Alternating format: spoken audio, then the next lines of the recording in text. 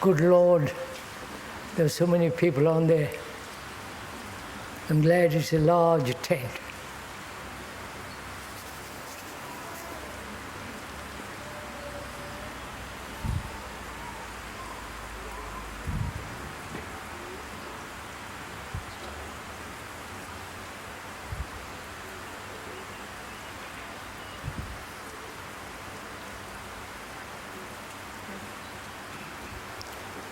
What a lovely morning this is, isn't it?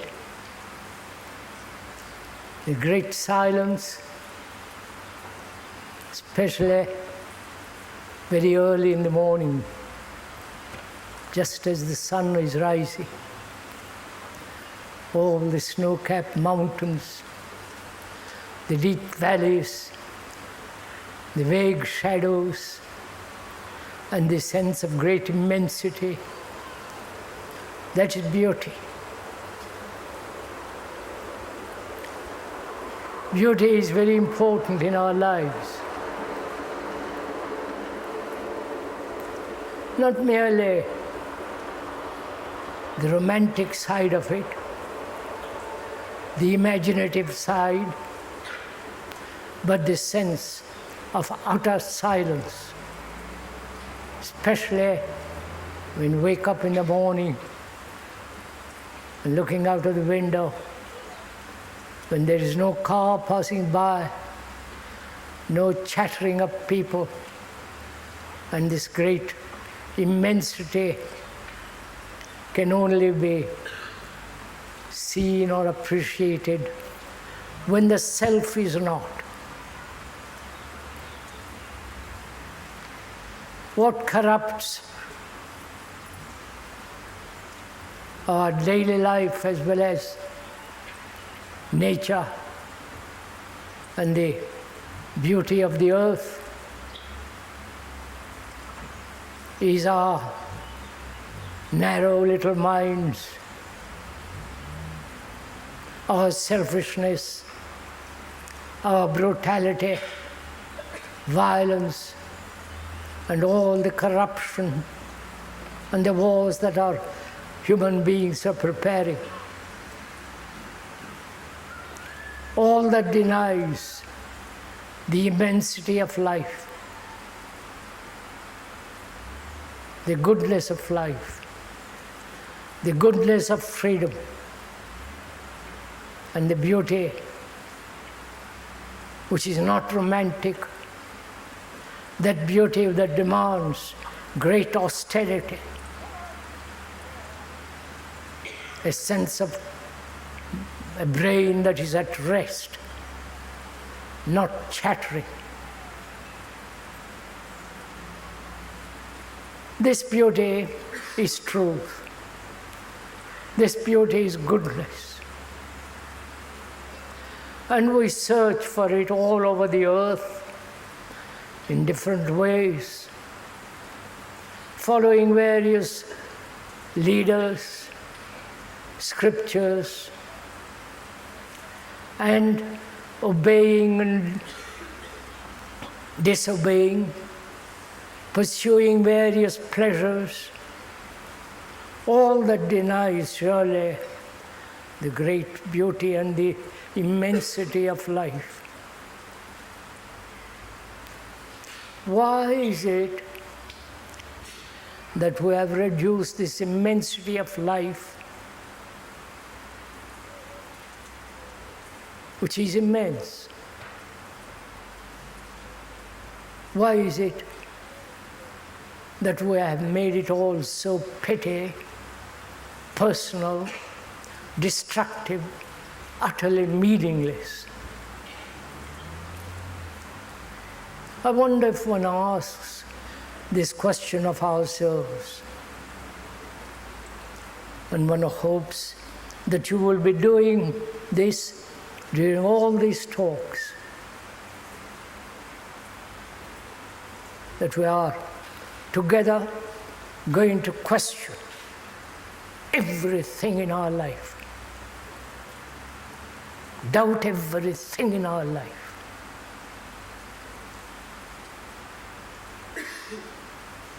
Doubt has an extraordinarily important thing.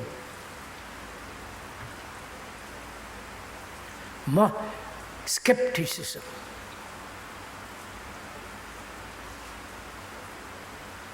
To observe every experience that one has, doubt that very experience, doubt that very thought, doubt that very feeling. So the brain becomes extraordinarily cleansed of all our accumulated experiences, tradition, and so on. This is what we are going to do during all these talks. This is no personal or personality cult. Please understand this.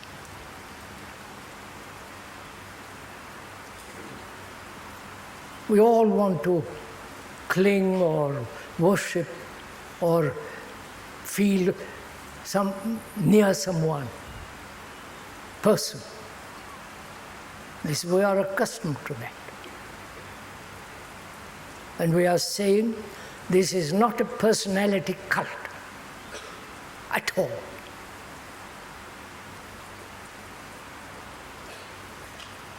So please don't build an image about you, the speaker. The speaker is not very valuable. What is valuable, what has significance, is what he is saying. And to understand what he is saying, you must question. Not accept a thing.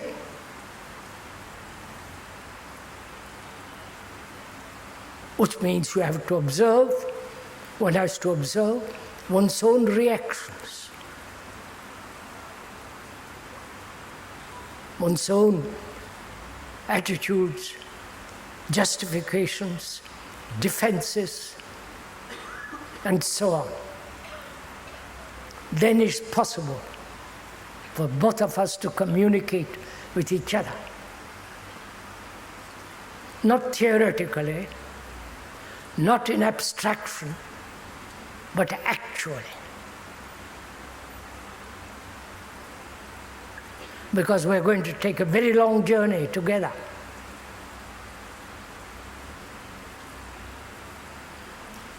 No detours at all.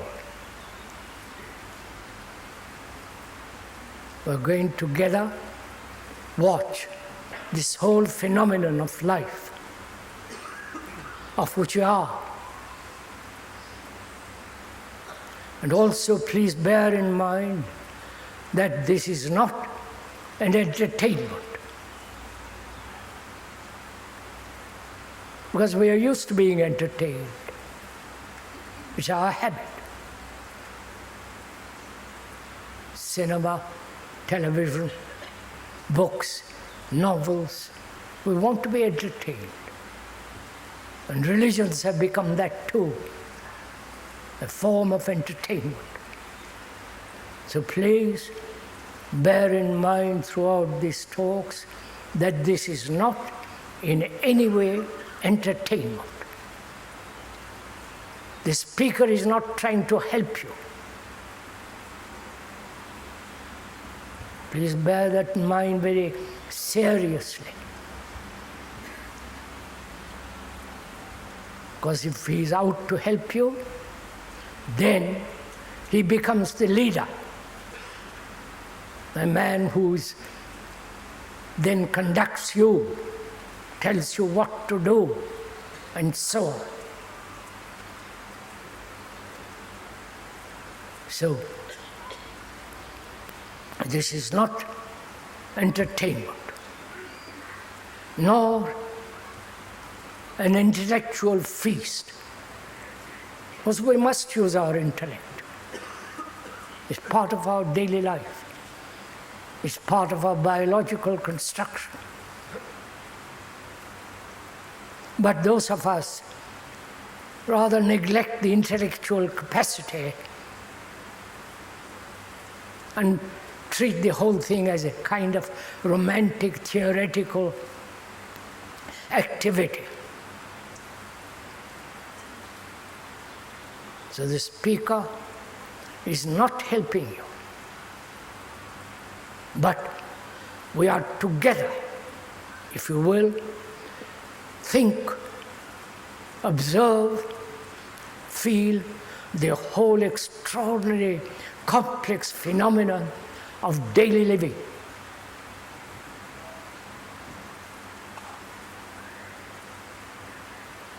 Please be serious about this, that the speaker is in no way your guide or the abomination of a guru.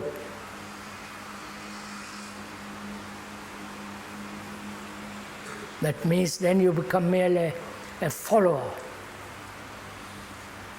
And generally, the followers destroy that which is true. So we are going together, think. And that's one of the most difficult things to do, because each one of us have opinions, very strong opinions, very strong conclusions, bias, prejudices, conditioned according to our particular pleasure or experience.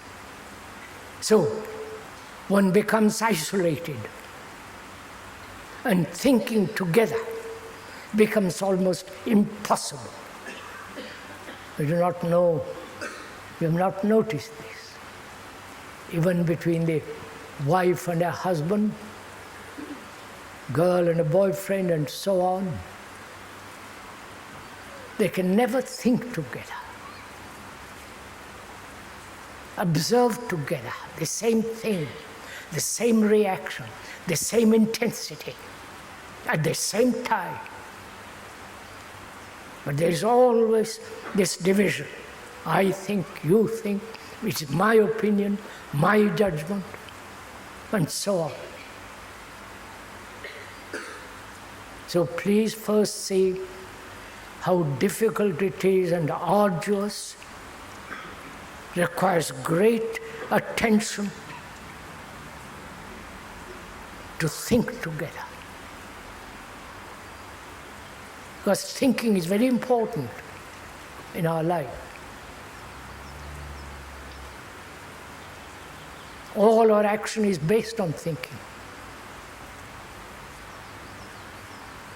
And now, as each one of us feels separate,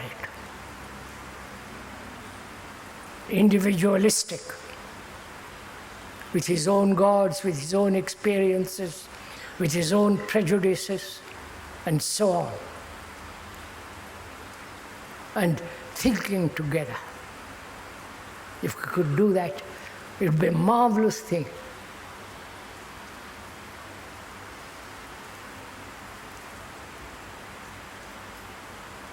If one could put aside, at least for this hour, put aside our prejudices, our opinions, our tendencies, idiosyncrasies, and observe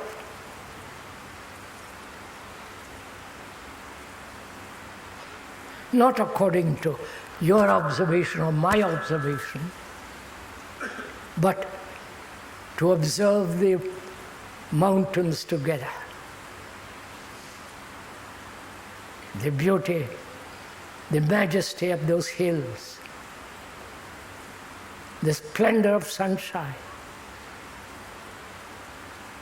the running waters, the extraordinary glory of the earth together. And our difficulty is also that we are caught in words.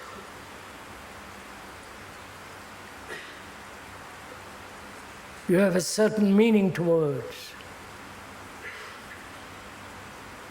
or the speaker has a certain meaning to words. And we use the words to communicate, which we must. But also, if one can realize, our brain is caught, trapped, captured in words.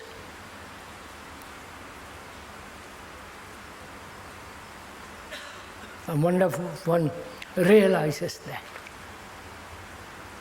Our words have become extraordinarily important. And so it becomes very superficial.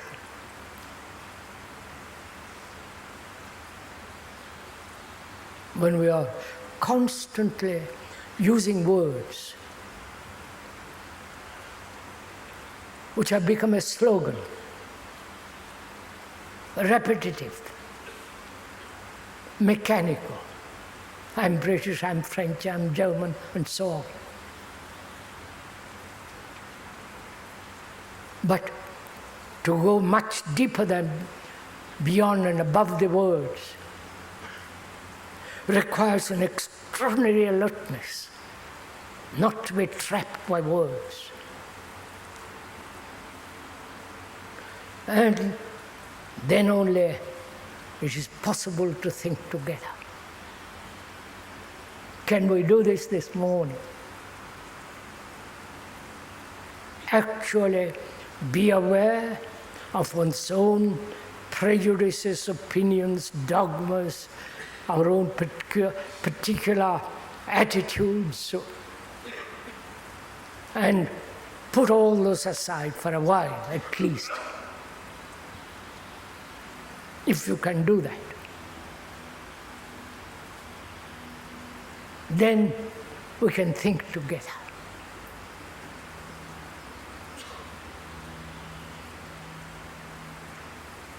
Then we can work together.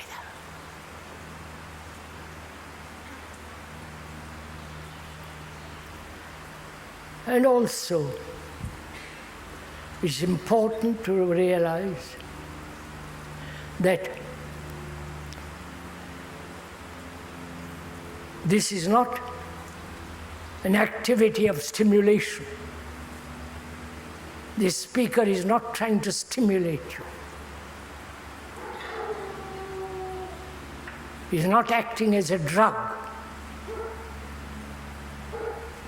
so that you are stimulated for this morning and let it peter out during the day.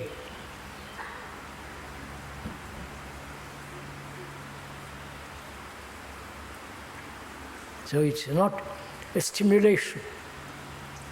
It's not a propaganda to make you think in a certain way. He's not propagating any ideal, any theory, any belief. Because theories, ideals, beliefs, dogmas have separated human beings. There is the totalitarian ideals and the ideals of so-called freedom, world of freedom. They are at war with each other.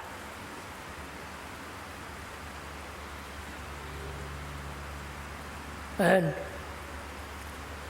we are also at war with each other. This perpetual conflict in our life.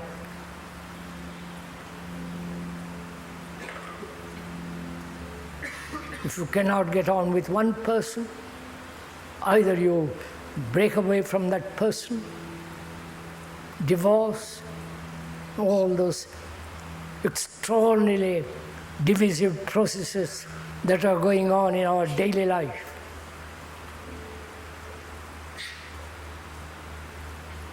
Please listen to the words and see if they are true, if they are actual, if they have any meaning in our daily life, or these talks and gatherings are something separate, utterly unconnected with our existence, with our daily conduct.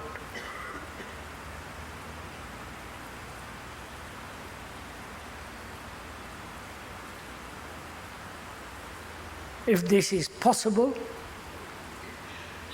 one hopes it is, we can then go into very, very complex problems of life. To approach a complex problem, because our life is very, very complex. The society is very complex. Relationship is very complex. Our labor, going to the office, all that, the whole psychological as well as social, outward existence is extraordinarily complex. There's no ready answer. There is a ready answer if one goes through with it, sees it clearly right from the beginning.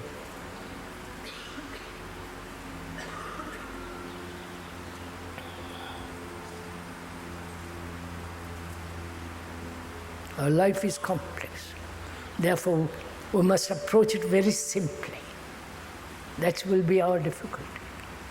Because our brains are very complex. They have had thousands of experiences. Has accumulated great knowledge, both biologically, psychologically, externally. We have great knowledge about almost everything.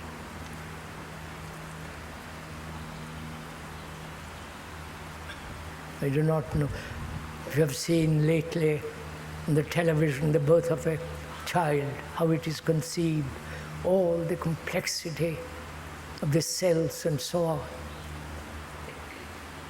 So our brain is a very complex machine. To understand that, we must approach it very, very simply.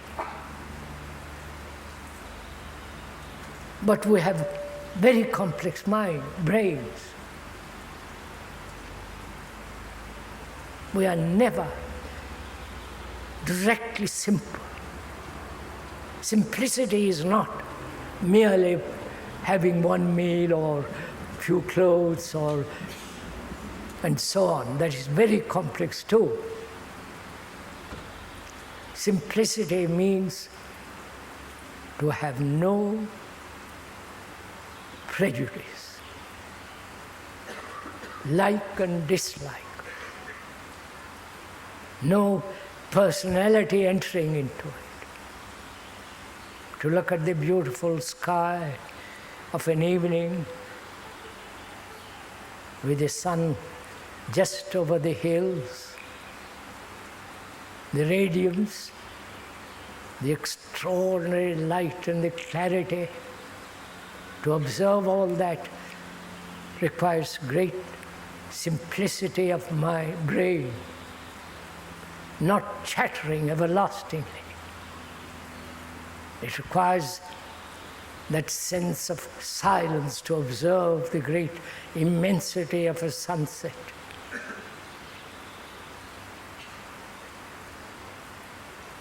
So, if all this is fairly clear between us, then we can proceed.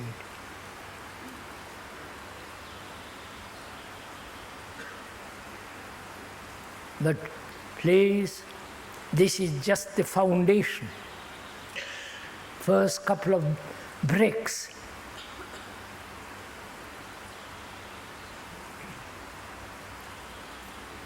Unless we lay very deep foundations, we cannot go very far. The first movement matters enormously.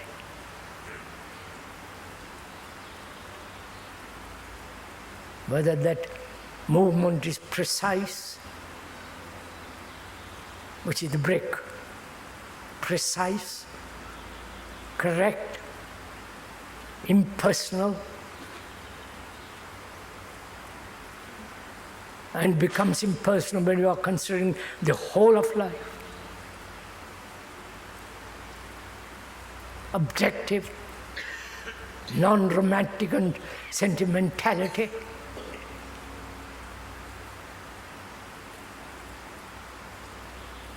And that's what we're doing now, laying the first brick.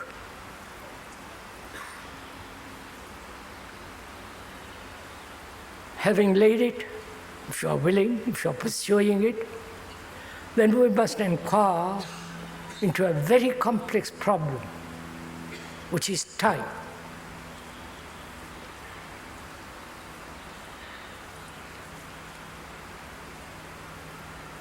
We are together. The speaker is not telling you, but we are together observing it. To observe is not through the words, but just to look with your eyes first.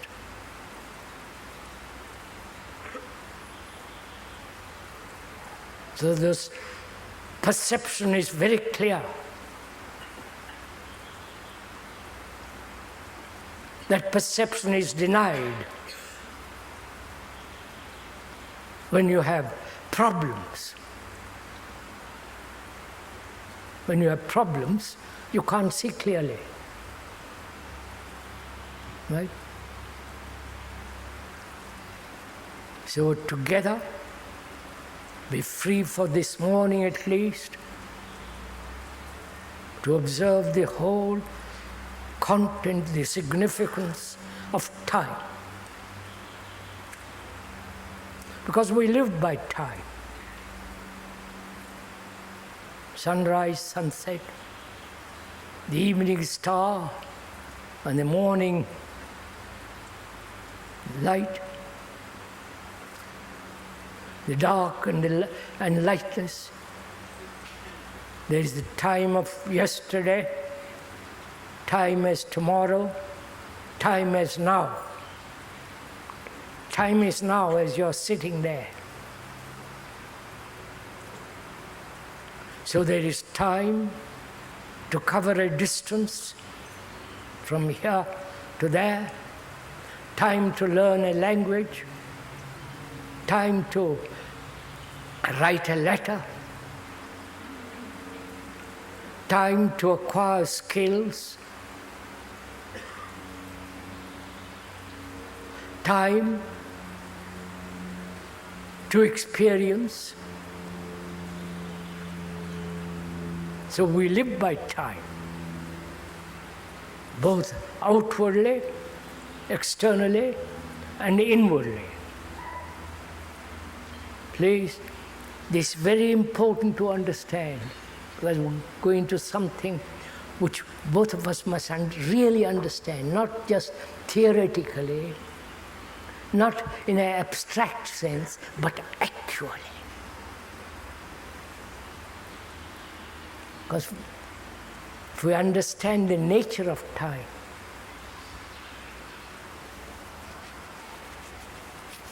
then perhaps there's a possibility of understanding that which is beyond time.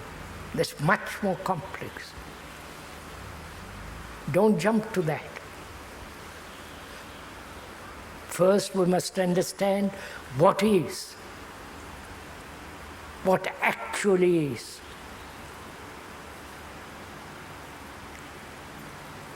And therefore, we are inquiring into what is time. You are inquiring too. As we said, time to cover a distance from here to your home, to become an excellent carpenter, to become a great scientist, to write a great novel requires time. And so on. And also, there is time inwardly. I will be, I must be, I must achieve enlightenment, whatever that may mean. I must reach God, heaven, all that implies time. I am this, violent, but give me time, I'll be free of violence. Please see this actual fact in yourself. The speaker is acting merely as a mirror in which you can see yourself. When you see yourself clearly, the mirror can be thrown away. The mirror is not important. But what is important? What you see in the mirror. The mirror, if it is clear, without any distortion, it shows exactly what your face, how you look, and so on.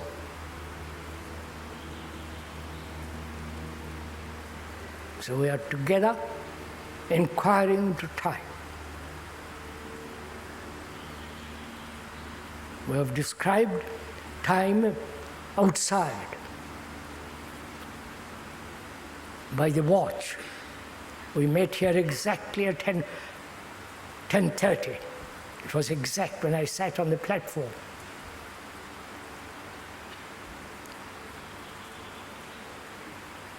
And there is time also inwardly.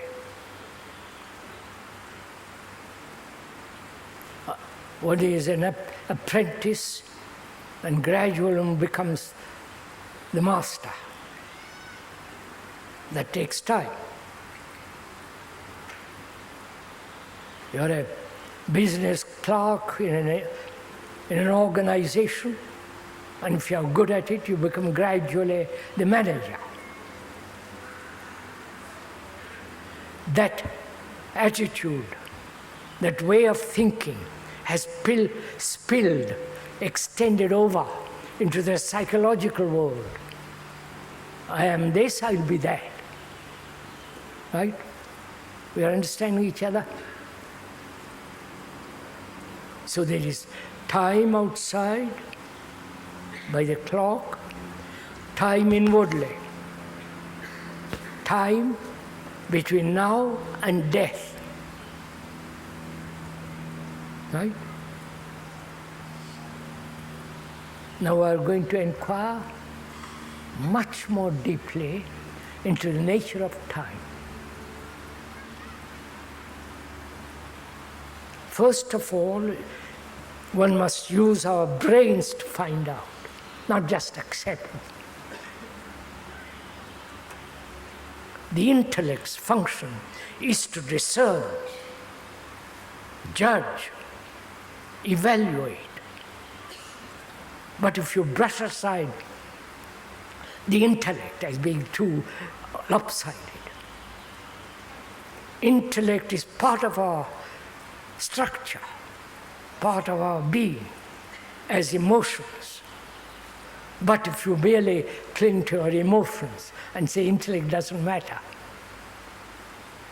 or if you are merely intellectual,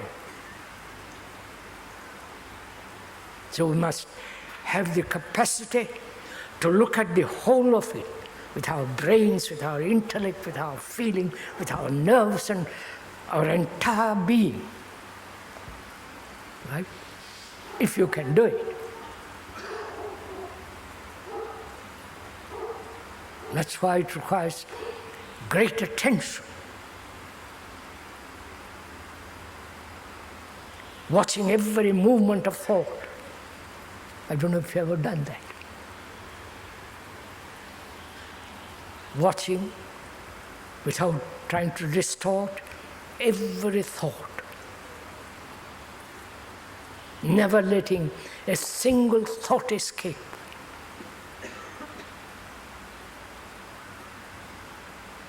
That requires attention, watchfulness, great self-awareness.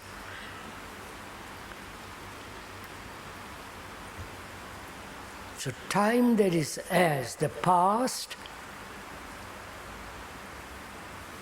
the present, and the future. Right? Time as the past. All the accumulated knowledge, experience, all the incidents, the things that we have done which we regret, the things we want to do which is the future, the things that are being done now. Right? So, the present, the now, is the past, of course, is the present, and also the future. Right? Do you understand each other this? Because it is important to understand in order to communicate what we're going to say still further.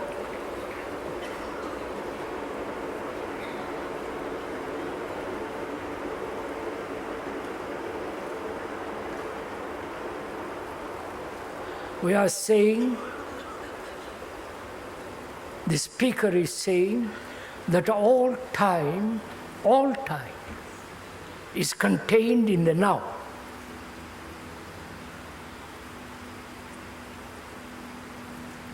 That is, the past is contained now.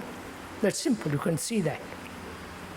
Your past, right? Your memories, your incidents, your experiences, your failures, your regrets, your remorse, your guilt, all the tradition that you have been brought up in, both the religious and sectarian, the whole of the past is time. Right? We are supposed to be on this earth as human beings 45,000 years or more. Think of the vast accumulated knowledge that we have had. 45,000 years of striving, conflict, misery, unhappiness, joy, sorrow, right? All that is the past. Clear? All that is now, as you are sitting there, all that is what you are now. And the now also contains the future. I'll show it to you. See, I'm showing it to you. I don't. You don't say you're not meeting, like two friends walking along in a shady lane, talking about all this. Two great friends who have known each other for some time. There is no animosity between them, no defense, no aggression. Two old friends who have known each other for many years, talk together, perhaps belong to the same club, same tie, same way of talking. They know each other extraordinarily well. And they're not trying to convince each other of anything. And they're asking this question: what is time? What is the now? The now, one says to the other, contains all time. Because what you are now, you will be tomorrow. right? So tomorrow is now. Have you understood? I am prejudice now. I like and dislike people. And tomorrow I will be prejudiced. I still will be like and dislike, right? So tomorrow, the future is now. Is this clear? Have we understand each other? This is, please, it's very important to understand this. Not the speaker is putting an extraordinary, some kind of exotic, oriental nonsense. When the Orientals bring something, it will be nonsense. But if you can see this point for yourself, that all time, the past, the present, and the future is contained now. Right? I am what I have been, and what I will be is what I am now. If I don't change now, I will be tomorrow exactly what I am. Clear? Are we together in this? Not verbally, not theoretically, but actually, that we now contain all time, apart from learning a language, learning a skill, you understand? Writing a letter, that requires time. To come from one place to another, that requires time. But psychologically, inwardly, all time is now. Right? You see the danger of it? You see the difficulty of it? That there is no tomorrow. There is only now. That means there is no becoming. Right? There is no psychological evolution at all. This is good. You understand?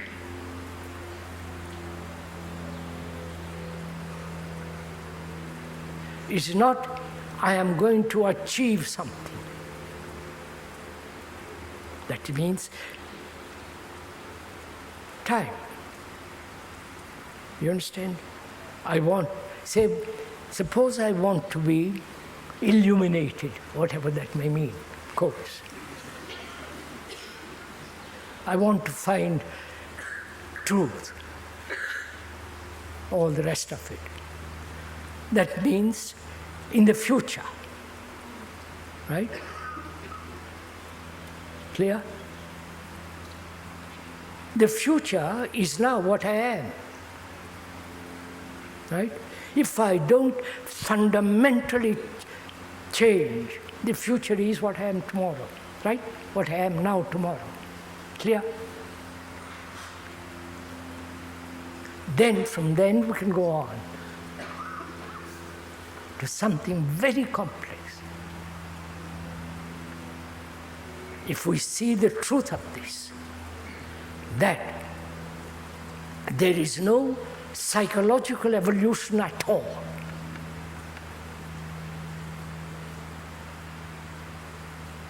There is no becoming.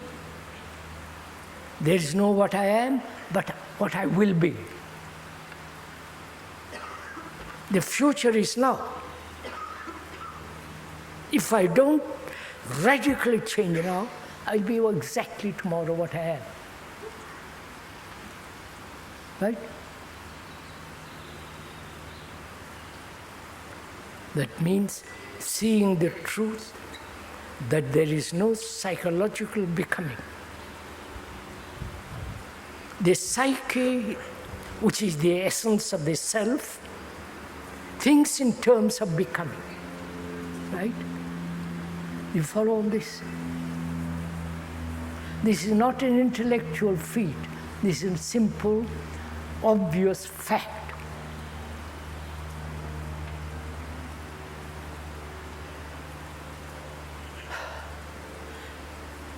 Christianity has one way of expressing it: resurrection, reaching God, attaining heaven, which is expressed in the Asiatic world differently, but it's the same movement. Right?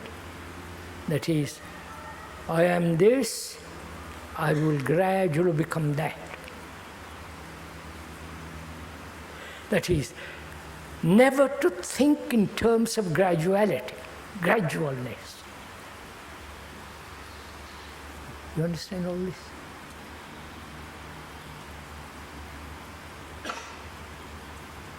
I need time gradually to learn a skill, right? I need many years to learn to dance well in a ballet. From childhood I must begin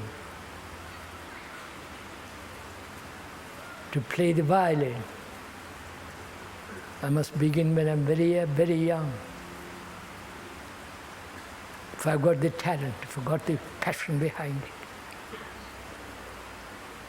And also, I feel the same movement is carried over into the psychological area. I must one day reach. Right?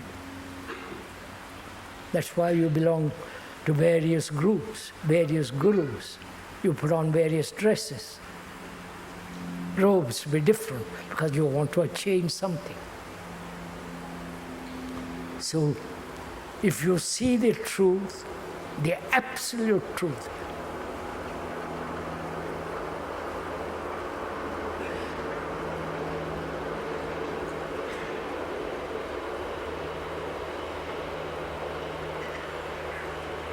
that all time is contained in the now.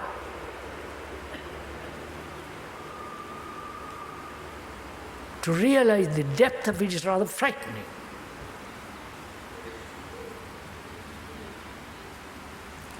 When you say, I hope to see you tomorrow,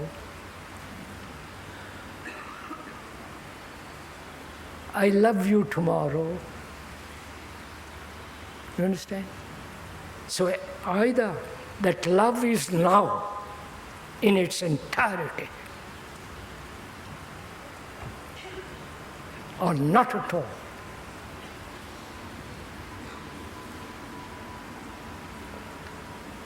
If this is very clear, the absolute clarity of it, that the psyche has no future. You understand? That you have no future.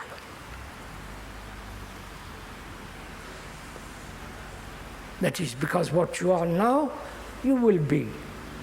Unless fundamental mutation, which is a biological word but good word to use, unless there is mutation, now you will be what you are tomorrow. So, realizing that as an actuality, not a theory, not a supposition, not something, some ideal, all that nonsense, but fact. Then we must begin to inquire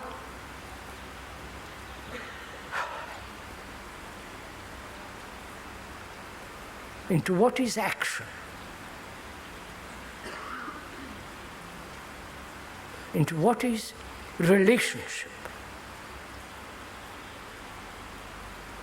into what is change.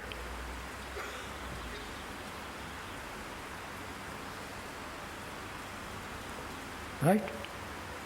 Change, action, and relationship. Right? If that truth, that all time is now, then what's my action? What is then action? Please inquire. Don't go to sleep. Sorry, forgive me.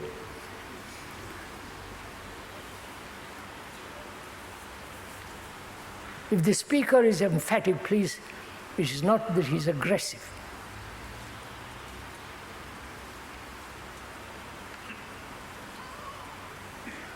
The speaker feels very strongly about these matters.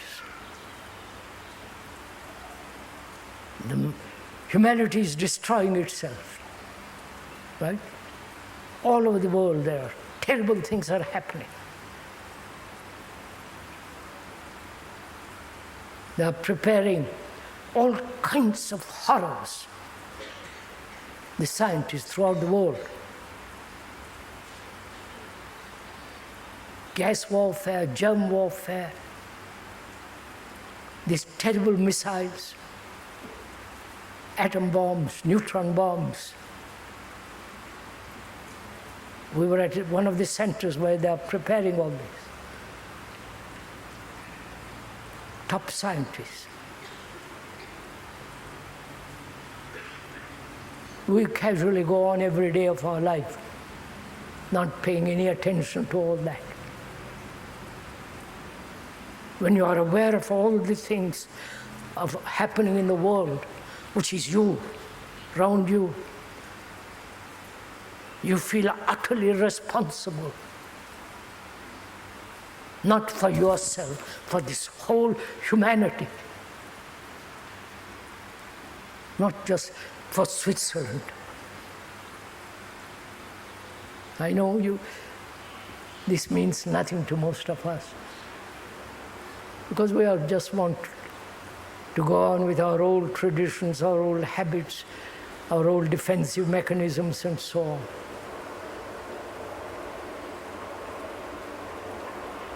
So when we realize all time is now, it's a marvelous truth, then what is action?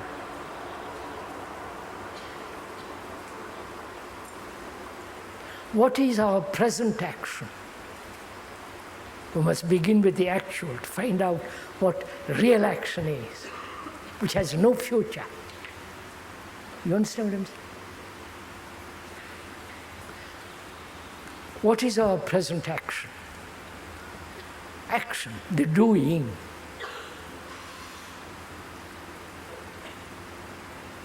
Is either based on memory, the past, right? Memory which has been accumulated through various experiments, experiences. So the past dictates action. Right? Are you following? Please go on. Or the future dictates the action, the ideal, the theoretical concepts of the communists, dialecticism, all that. So, action is according to the past memories, past remembrances, past hates, past dislikes, past prejudices, past personal attitudes. That's all the past. According to that past, there is action, right? Whether in the scientific world or in the psychological world. Action there is invention, right? You understand? Are we together in all this? Am I going all by myself?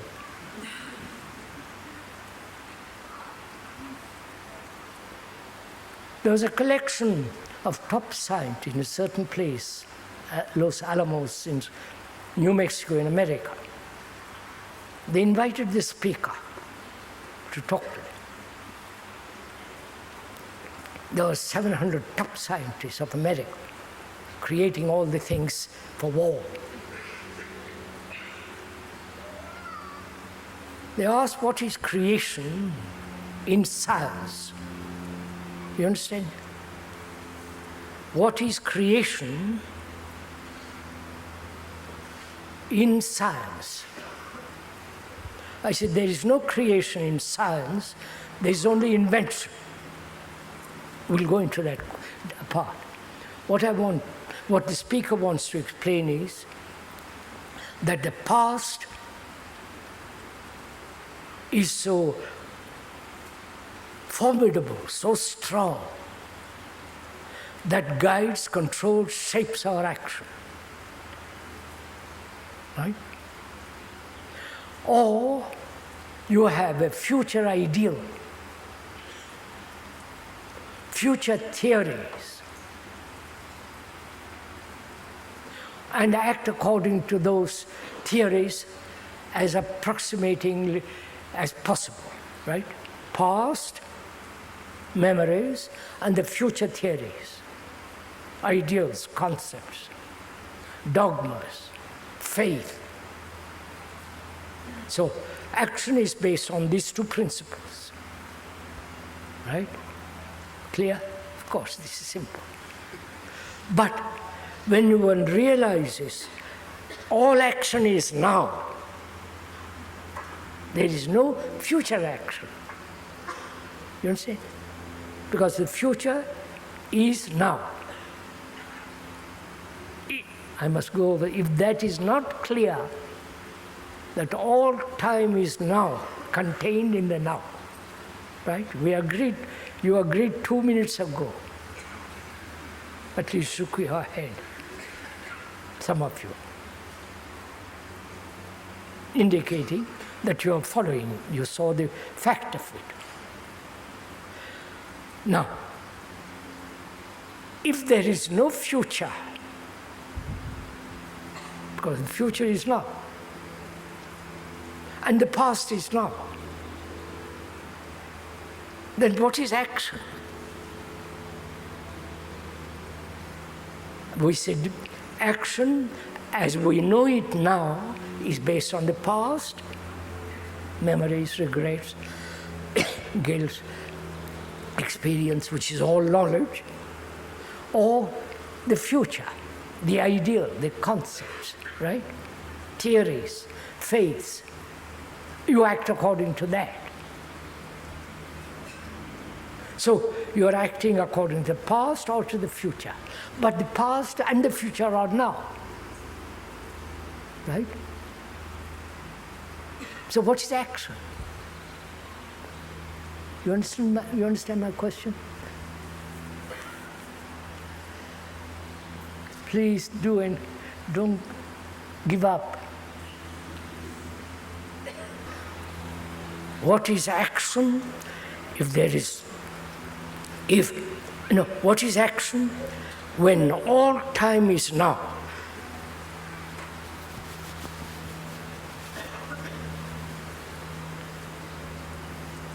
What's your answer?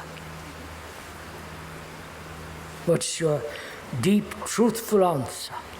When the brain, listen to it, when the brain is conditioned to act according to the past or to the future. And when the truth is, all time is now, therefore there is no future but now.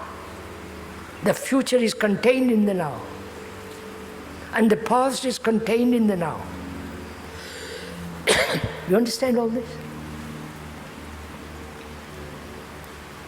So what is action?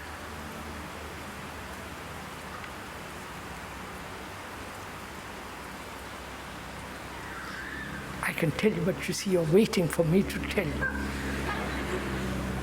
Too bad, you're not really going to. You're waiting for somebody to explain all this. Suppose there was nobody to explain to you. What will you do? You have seen the truth of something. The truth that all time, the past, the future, is in the now. You see it. And you meet a man who says, look, what is action? And leaves you. And you have to find out. Because when once you have seen the truth that all time is now, that truth will never leave you. You understand? It's like a thorn, like an arrow in your body that will not be extracted, pulled out. So you have to answer it.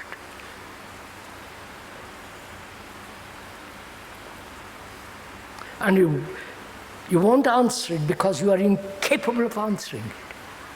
Because our brain is conditioned to the past, action according to the past or according to the future. So one has to tackle that problem first, whether the brain can be freed from the past. Careful now, I need memory to function in the world, right? To go to my office, to work in the laboratory or in a factory or some skill, I need great deal of time, great deal of knowledge. There's a becoming there. Right? I don't know, but I will know. That same movement, it is extended, that same thought is extended into the psychological world. I am this, I will be that. Right? Now, you perhaps have seen for yourself very clearly the truth that all time is now. And the speaker says, find out what is action.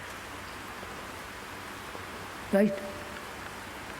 Your action has been according to the past memories, past training, past experience, which has conditioned the brain, and also conditioned the brain to the future ideal concepts, I must be, and so on. Can the brain be free of these two? You understand? Are you following all this? You understand my question, sir? Yes. Can the brain, which has been conditioned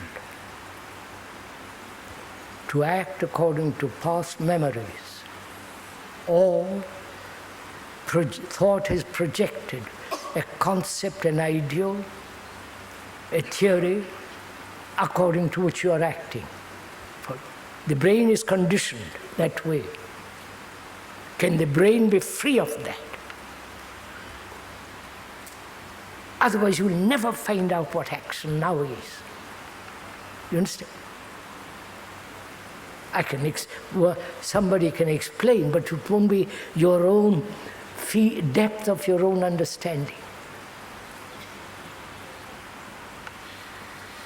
Clear? I'll explain it. I'll go into it. This will be verbal explanation, naturally.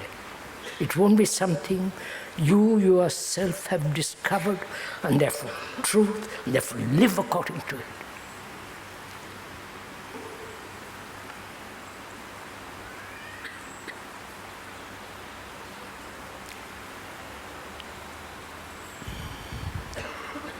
We have to inquire into what is perception.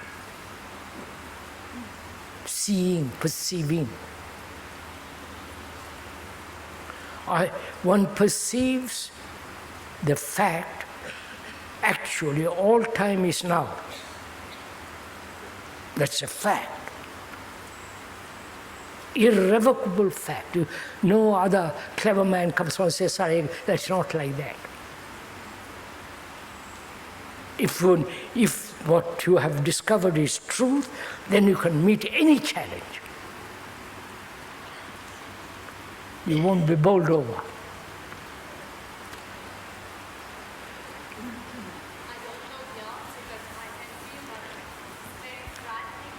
Écoutez, madame, you can ask this question, your question, write it down, we'll answer it, not now.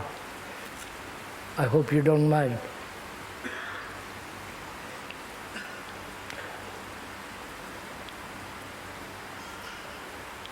What is action? Which is totally independent of the past and the future, right? What is action which is not dependent on the past or the future, right? Is there an action which is so complete now, not fragmented? You understand?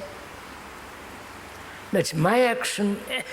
Human action is based on the past or the future, therefore it's fragmented, right? It's broken up.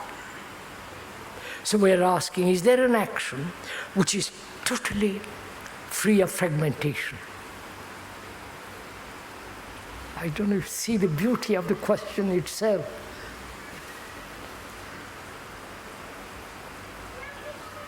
Therefore the speaker says there is such an action. And that action is to see. The seeing is the doing.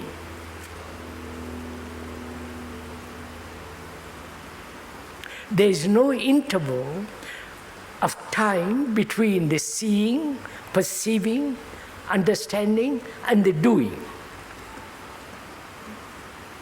The understanding, perceiving, the seeing is action itself.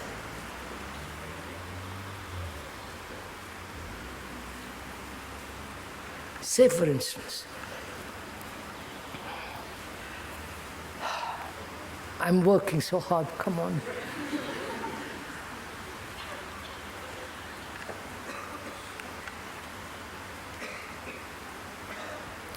One perceives very clearly, objectively,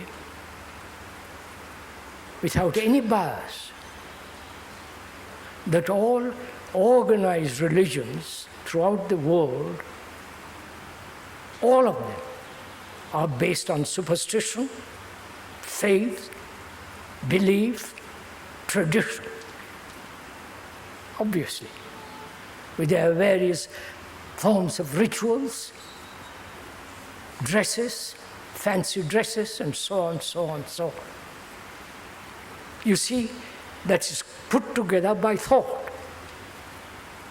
Whether the ancient thought or present thought is put together by thought, right? Therefore, as thought being limited, it must be limited. Because thought, I'll briefly explain to you, thought is the outcome of memory. Memory is part of knowledge. Knowledge is outcome of experience, right? There is no complete knowledge.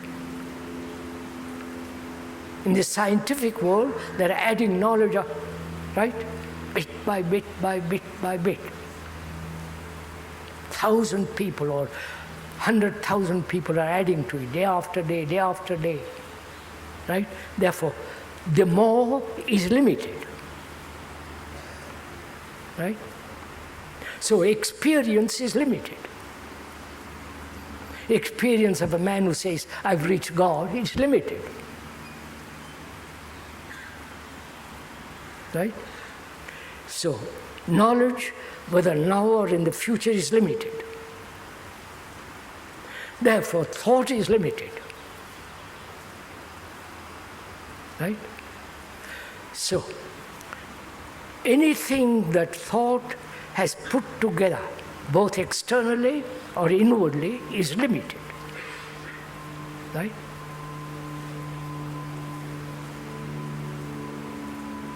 So, action based on thought is limited. Get it? Hear it for the first time, for God's sake. All action is, if it is based on thought, will always be limited. Therefore, that which is limited must invariably create conflict. If I'm thinking about myself all day long, as most people do, it's a very small affair, right? I must practice, I must meditate, I must not do this, I must not do that. You follow? I must seek, I must have no conflict, I must meditate. It's all very self-centered activity. And therefore it's very limited, right? So thought is limited. Is there an action which is not based on thought? Thought is the past, all the memories, all the tradition, all that. And thought also has projected the future. The ideal, the communist theories is still limited. So, if we are acting according to the past or to the future, it is still limited, right? Therefore, breeding enormous conflict and confusion, obviously. So is there an action which is not based on the past or the future, because all time is now? Is there an action which is so complete now? You understand? Which means seeing something clearly is to act instantly. I see very clearly, the speaker sees very clearly, to belong to any organization, especially spiritual organizations, is utterly detrimental, limited. Therefore, don't belong to anything. Yes, sir. Because to belong to something gives us security. We won't feel safe. The Guru knows I don't, therefore I'll follow him. It's a form of deception in security. Right? So, one perceives that, an instant action. The whole thing, you are free of the whole so-called spiritual leadership. That requires, you understand, it's not strength, mere perception of seeing what is. It's 11:45. An hour and a quarter. I hope you're on time. We'll continue on Tuesday morning. Please, if one may remind you, life is a complex, you can't take parts of it and say, I understand, go away. It requires the whole of it, not just part of it. We're only just beginning very small part of it. We're going to talk about fear, relationship, meditation, sorrow, the whole complex problem of our daily living. If you read a book, you don't read the first chapter. You must go through the very end of it. Not, we are inviting you to come to all the meetings. I don't care. The speaker doesn't care if you come or don't come.